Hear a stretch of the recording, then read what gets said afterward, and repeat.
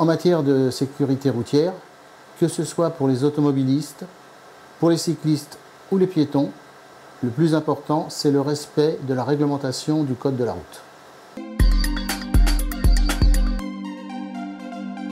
Le vélo est un véhicule, c'est-à-dire il doit emprunter la chaussée ou les pistes qui lui sont réservées, sauf pour les enfants jusqu'à l'âge de 8 ans qui, eux, peuvent circuler sur le trottoir sur le vélo.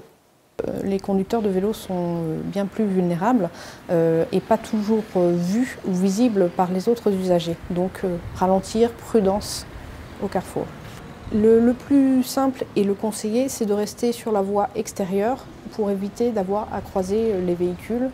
C'est la voie la plus en sécurité pour le cycliste. Il y a des parcs à vélo, des endroits spécifiques pour garer les vélos un peu partout en ville.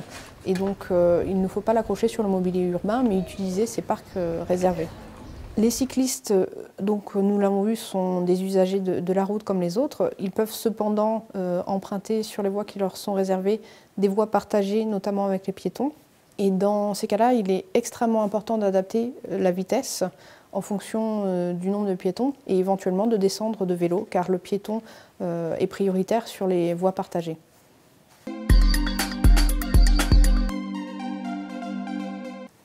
Pour traverser, le piéton doit emprunter, lorsqu'ils existent, les passages piétons, en priorité ceux signalés par des feux.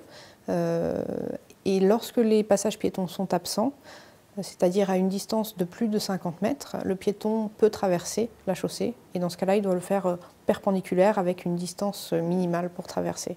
Le respect du signal piéton est obligatoire pour le piéton, de même qu'il est obligatoire pour le véhicule sur la chaussée.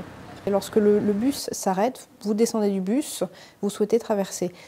On ne traverse pas devant ou derrière un obstacle qui bouche la vue, parce que le piéton ne voit pas les véhicules qui arrivent et surtout le véhicule ne voit pas le piéton. C'est extrêmement dangereux. Donc on ne traverse pas la chaussée à l'endroit où un obstacle bouche la vue. Pour les seniors qui sortent du magasin, ils doivent être extrêmement attentifs aux éventuels vélos ou rollers qui passeraient vite sur le trottoir. La sécurité routière, c'est également le respect en termes de stationnement pour les places handicapées. L'éducation routière s'apprend dès le plus jeune âge et les jeunes enfants sont amenés à être piétons, puis plus tard conducteurs. Donc c'est dès le plus jeune âge qu'on doit leur enseigner les règles du code de la route. Le maître mot, c'est vu et être vu.